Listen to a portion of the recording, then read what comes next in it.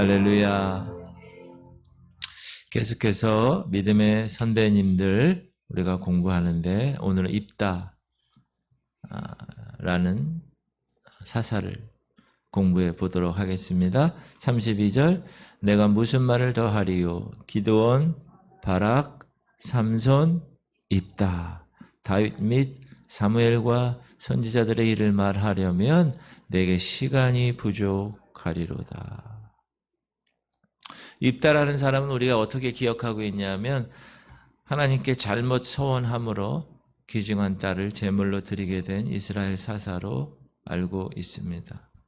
비록 그가 어리석은 서원으로 그의 생에 큰 비극을 가져오기는 했지만 그러나 오늘 히브리서 기자는 그를 하나님께 아름답고 소중한 믿음을 보인 믿음의 선진 대열에 들게 했습니다.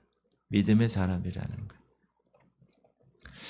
이스라엘은 하나님의 택한 백성, 출애굽한 백성, 이제 다루시고 약속의 땅으로 인도하시는 백성, 귀한 백성이죠. 하나님의 사랑을 그렇게 받은 민족이 어디 있습니까? 그런데 그 사랑의 보답을, 사랑을 받았는데 그러면 어떻게 해요? 사랑해야 되는데 사랑하지 않고 불순종합니다. 그들은 하나님이 평안하게 살게 하시면 하나님을 떠납니다. 이방인을 섬깁니다. 미련한 생활을 되풀이하고 있습니다. 바알이라는 태양신을 섬깁니다. 아스다롯이라고 하는 아세라 여신을 섬깁니다. 하나님이 택한 백성의 그 하나님을 섬기라고 그랬는데 그 근처에 있는 나라들, 모압의 신, 아람의 신, 암몬 자손의 신, 블레셋 사람의 신을 섬깁니다. 하나님을 섬기는 일에 뒷전입니다. 그러나 하나님은 하나님이 택하신 백성, 비록 하나님을 버리고 하나님을 떠나고 우상 숭배하는 그 이스라엘을 포기하거나 그들 생각대로 내버려 두지 않으셨다는 거예요. 하나님을 떠난 이스라엘을 하나님은 암몬 자손을 통해 맡기셔서 무려 18년간이나 학대를 받게 하십니다. 학대를 받으면 이스라엘 백성들은 어떻게 하죠? 회개하고 하나님께 매달립니다. 그러면 하나님은 그를 불쌍히 여기시죠. 그래서 입다라는 사람을 그들의 리더십으로 사사로 세우시고 이스라엘을 암몬 자손의 손에서 건져내십니다. 원래 이 입다라는 사람은 어디 출신이냐? 성경은 기생의 아들. 지금도 prostitute, whore 이런 그 창녀들의 삶은 세상으로부터 멸시받는, 인정받지 못하는 그런 분위기인데 이 당시는 오죽했겠어요? 그 본처 자식들에게서 쫓겨납니다. 아버지 기업 누리지 못합니다. 그러나 입다는 어려서부터 싸움을 잘했습니다. 용맹스러운 용사였습니다. 싸움을 너무 잘하니까 그 용맹심을 알고 있었던 이스라엘의 장로들이 입다를 찾아가죠. 그래서 이스라엘 장관이 되어줄 것을 간청합니다. 리더로. 왜? 힘드니까. 지금 암몬 자손에 의해서 계속 굴욕적인 시간을 보내야 하니까. 그래서 입다는 자기가 암몬 자손과 싸워 승리하면 이스라엘의 어른이 될 것이라는 약속을 받고 이스라엘의 리더가 됩니다. 입다는 미스바로 가서 하나님께 자기의 모든 것을 아뢰입니다. 이처럼 천민 출신이었지만 하나님을 알았고 그 하나님 말씀에 순종했을 때 여호와의 영이 그에게 임했다. 여러분 이게 너무 중요한 거예요. 지금도 여러분에게도 마찬가지. 하나님의 영 성령이 임한다는 것은 얼마나 귀한 일인지 몰라요. 그래서 하나님을 믿고 그 암몬 자손과 싸웁니다. 그런데 하나님께서 그와 함께 하시죠. 그래서 이스로엘로부터 민닛에 이르기까지 20개의 성읍을 다 칩니다. 그리고 그들의 암몬 자손들을 다 죽이고 항복을 받아 승리하게 된 것입니다. 읽어볼까요? 이에 여호와의 영이 입다에게 임하시니 입다가 길르앗과 므낫세를 지나서 길르앗의 미스베에 이르고 길르앗의 미스베에서부터 암몬 자손에게로 나아갈 때에 33절 아로엘에서부터 민닛에 이르기까지 20성읍을 치고 또 아벨 그라밈까지 매우 크게 무찌르니 이 암몬 자손이 이스라엘 자손 앞에 항복하였더라. 히브리서 기자는 여기서 그가 훌륭한 믿음의 소유자라고 기록하고 있습니다. 그의 믿음을 보면 하나님의 명령을 일단 따라서 순종해서 하나님의 뜻을 이루는 일에 내 생명을 돌보지 않고 용감히 싸웠다는 거예요. 이게 믿음이죠. 아유, 이걸 내가 어떻게 싸워? 어우, 그럴 건 의심이죠. 그리고 입다는 그 믿음 가운데서 하나님의 능력을 부여받고 적군을 물리치고 암몬 자손의 손에서 이스라엘을 구원하는 구원자가 됩니다. 입다의 또 다른 하나의 믿음은 그가 하나님께 서원한 그 서원을 큰 대가를 치르면서 서원한 대로 이행했다는 사실입니다. 입다는 암몬 자손과 싸우러 나가면서 하나님께 서원합니다. 어떤 서원이냐?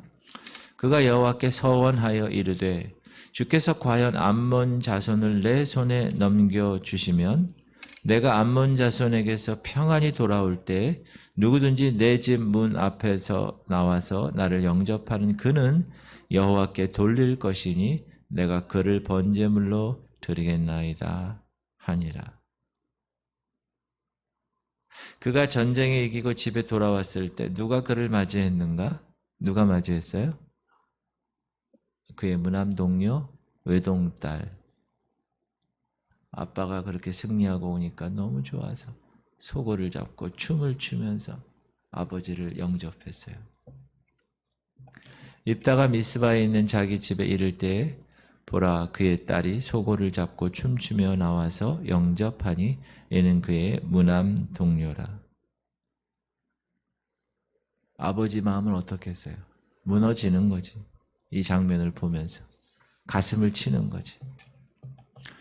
입다가 이를 보고 자기 옷을 찢으며 이르되 어찌할꼬 내 딸이요 너는 나를 참담하게 하는 자요 너는 나를 괴롭게 하는 자 중에 하나로다.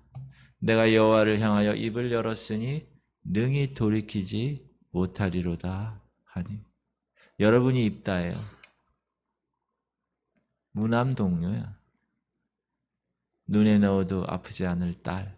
저는 딸이 없는데 딸이 있으면 이 아빠가 되게 이뻐할 것 같아. 그렇죠? 그럼에도 입다는 서원대로 딸을 하나님께 번제로 드립니다. 그가 자기가 서원한 대로 딸에게 행하니 딸이 남자를 알지 못하였더라. 그리고 여러분이 요 사사기 요 근처를 읽어보면 딸도 그 아버지의 서원한 기도에 대해서 인정해요. 참 딸도 대단한 것 같아요.